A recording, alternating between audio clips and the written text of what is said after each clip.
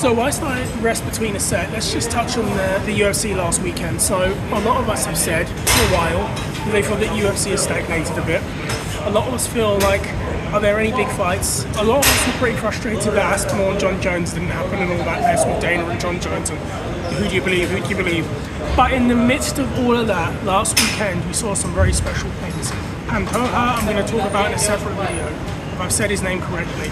But I want to talk about llia topuria. Llia topuria, the comparisons are being made. Here's what I'm going to say. He looks like a star. He does interviews like a star. He carries himself like a star. He never has a boring post-fight interview like a star. He always sets up his next fight like a star. And he backs it up.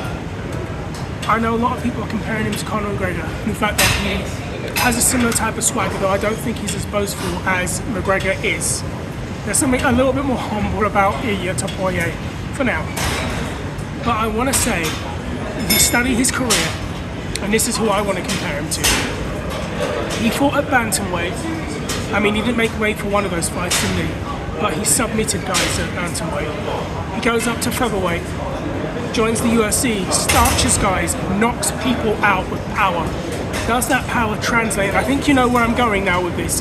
Does this power translate to 155 pounds? After winning the featherweight title, knocking out Volkanovski and Holloway, going up to lightweight and doing the same thing to Charles Oliveira, seeing him go up and up and up and keep those skills and that power and that strength. And we'll see what happens with the rest of his run at lightweight. But if I want to compare him to anybody, and because he brings a fight a lot like this man, I want to compare him to Manny Pacquiao circa 2004 onwards to his prime years. He reminds me a lot of Manny Pacquiao in that regard. Someone that just goes up and up and up and still keeps some of that power and that explosiveness and that devastation. Comment down below. I think he will be the face of the UFC. I think he's the face of UFC Europe right now. Him and Aspinall right now are the faces of UFC Europe. And I think we're going to have a huge fight in Spain. And if they do, believe you me, I'm going to try and get down there. Comment down below. Let me know your thoughts.